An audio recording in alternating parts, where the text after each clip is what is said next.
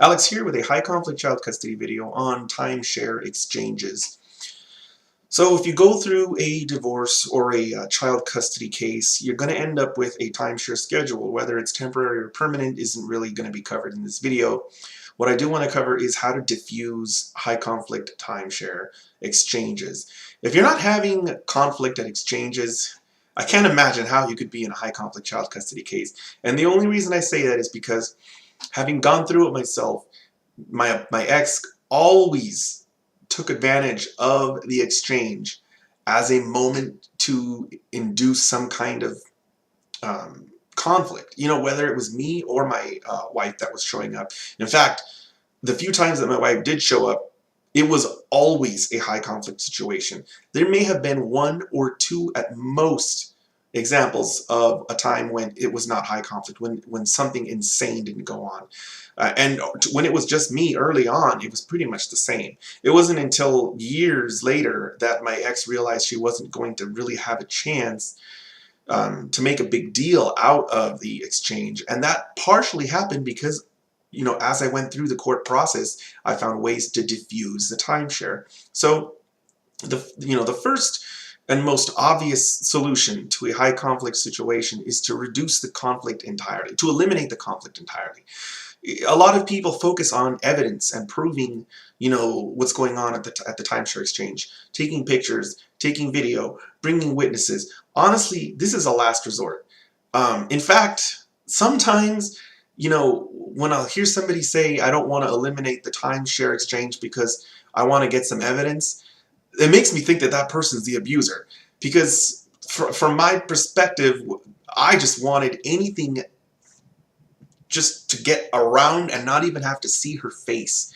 I mean, it's so, with a high conflict child custody ex, it is not just a few annoying words that are said. You know, it's stealing clothes. It's forcing the child to be set down to walk to her car when he won't wake up because it's midnight. He's in my arms and he's asleep and I have to wake him up and put him on the ground. It's snide remarks. It's standing behind me when I'm trying to put the child in a car seat, standing behind me, looming over my shoulder. It's, you know, taking pictures and video in my face while I'm getting my son. Things like this are going on. You know, it's not just, you know, a dirty look here or there. It's bad enough that you will do anything to get the exchanges minimized, reduced, eliminated. So anyway, that's what I went about doing. You know, initially it was a pickup Wednesday, a drop-off Thursday, another pickup Saturday, and a drop-off Sunday. So I had to see her 4 times a week. And two of those exchanges were at midnight. And I've talked a little bit about the midnight exchanges in the context of how I use them to get physical custody. If you want to see how I did that, watch the video of where I cover modifying physical custody, and I explain how I did it. But the other part of me made me think, and this was a recent thought when I had, you know, heard from a few people that they wanted to keep the crazy exchanges going so that they can take video. It made me think, you know, maybe that's what my ex was trying to do. Maybe that's why she didn't want to end those midnight exchanges. Maybe she thought I'd get too sleepy and not want to go pick him up or drop him off. And that never happened. But maybe that was one of the reasons why that motivated her to keep the midnight exchanges and to keep the frequent exchanges. That's another thing that I'll talk about is when it went to a hearing and she would talk about how I did X, Y, and Z at the exchanges and they're just horrible and I just can't cooperate and it's all my fault and all these terrible things are happening. When the court would say, well, you know, Mr. Falcone just proposed, why don't you just exchange once a week? You would think that with the nightmarish situation she was trying to tell the court about, that was all my fault, you would think she'd say, that sounds like a great idea. And that's absolutely, that did not happen at all. She wanted to keep those midnight exchanges. I filed 3 different motions to modify the midnight exchanges, and I was denied 3 times. It wasn't until I modified physical custody that they were wiped out. And then she fought to keep those frequent exchanges. The high conflict child custody ex, the abuser, will want to maximize contact. They will want to see you as much as possible. They will want to contact you as much as possible because they see that as an attack surface. It's another opportunity for them to inflict pain, for them to mess with you, for them to try and get some kind of reaction out of you, or for them to just cook up some story. You know, it's hard for them to cook up a story to some kind of altercation if you don't ever see them. And I'm going to go into that towards the end of the video because you can get a timeshare where you never even see your ex, or timeshare exchanges where you never see your ex. Those are the best. They're great.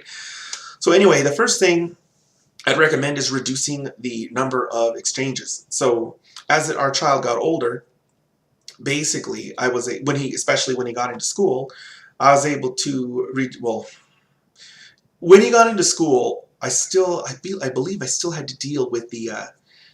Yeah, I did. I still had to deal with the exchanges 4 times a week. But when he got into school, the weekday exchanges, the drop off and the pickup during the week happened at the school. So that's the first thing I'd recommend.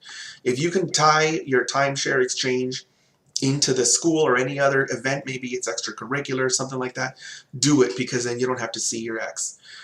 You instead of dropping him off with her there and picking him up from her on 2 different weekdays, I would drop him off on Wednesday at school, wouldn't even have to see her face, and she would pick him up from Thursday. On Thursday when I would take him to school, I wouldn't pick him up and she would come pick him up. So that just knocked out half of him right there.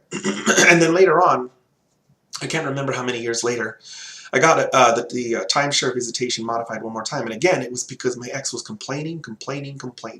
I was 5 minutes late. 5 minutes late. I did this, I did that. Dirty look. At one point she didn't like that I had a gun, even though I had a concealed carry permit and all of that. By the way, the court didn't do anything about that. It's a Second Amendment right. So anything that she could bring up, she could bring up. And so at a later date, I was able to eliminate that weekend exchange.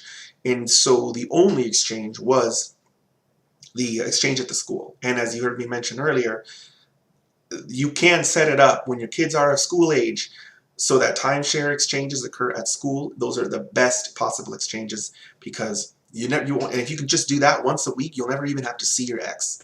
And so it just instantly diffuses 95% of the conflict. The other 5% of conflict, where do you think that comes from? Holidays and vacation exchanges. I never could get around those, and you would think after years and years, or months and months, let's say, of not seeing each other, you would think that those wouldn't go so bad. Well, no, because it was more like, that opportunity was back, and that high conflict child custody ex, if they haven't been able to see you and mess with you for all those different 5 or 6 or 7 months, and now they've got a holiday coming up and you can't do an exchange at school, you can bet they're going to pull some shenanigan or pull a stunt of some kind. So you just got to stay on your guard, even though you've reduced your contact to a minimum. Stay on your guard for those few moments for those few days that you'll still have to exchange with them present. Sending third party. I was going to cover 2 more things that you can try and do. And I've heard of people doing these things, and actually I'll cover 3 more things. So the first thing is diffusing exchanges by not having them at your home. Obviously that's a good idea, because then, if you're exchanging at like a police station or like a Wendy's or a Denny's or something like that, it's a third party area. There could be witnesses there. It's possible that your ex won't be as bad. Mine never was any less. We were doing exchanges at a Denny's for a long time, and no, it didn't diffuse the situation at all. It was nice that it wasn't at my home, but it didn't make it any better. If you have to set that up, then that just keep in the back of your mind. If we're exchanging at a police station, if we're exchanging at a Wendy's or a Denny's or someplace, as soon as our kid's in school, get the court to change that so that you can do your exchanges with the school schedule. Anyone here who's doing exchanges at a police station, this should be a no-brainer. The second you can get past that and not have to do those again, take it. And the court will be understanding of that. If you go to court and you say, Your Honor, we would like to not have to exchange at a police station now. Our child is going to 1st grade. Can we exchange him at school? I can't imagine any judge that wouldn't say, no, I'm going to deny this. You got to go to that police station, for the next 10 years. No, that's not going to happen. They're going to be, in fact, I would be surprised if it even got to a courtroom. There were a few times that I was able to get orders just mailed to me without a hearing. I wouldn't be surprised if that was just a situation, just a no-brainer for the court. I want to go into a side tangent there. When I was talking about changing at the school instead, one of the defenses that my ex raised was, well, I'm supposed to get him at 3 p.m. and school is out by 2:30. And basically the gist of what she was arguing to the court was that I should pick him up at 2:30 and drive him 15 minutes down the road to Denny's to drop him off to her at the Denny's at 3. You know, she could have more time. She could have that extra half hour to pick him up at the school, but she would rather not have that extra half hour just to inconvenience me, to make me have to go all the way to school and get him, and to have that face-to-face contact that is apparently going so badly that it's just unbearable and I'm the worst person ever. What I wanted to go into this tangent for is to just show you the types of red flags you will see with a high conflict child custody ex with their logic, um, with the way they will on the one hand accuse you of all these things and on the second hand twist themselves into a pretzel to keep that situation that's causing all of the accusations to be generated going, to keep that circle going and going and going. I mentioned the third party locations, which was you know, police station exchanges and Denny's or whatever. The second thing I wanted to mention is sending designees. I had a part of the order that covered designees. Either of us could send a designee to an exchange as long as we specifically outlined. I think we just had to mention the name of the person, and that was it. I mean, it wasn't a really strict thing. Like, there wasn't anything like a background check, or you'd have to have like a lunch with the person. It was just, you know, let your ex know the name of the person that's going to be picking him up instead of you, and then send a designee. What I had to say about this is it's a little risky. See, with the high conflict child custody opponent, they're looking for the weakest link, and I covered this in another video. If you want to, I think it might be titled Exploiting the Weakest Link.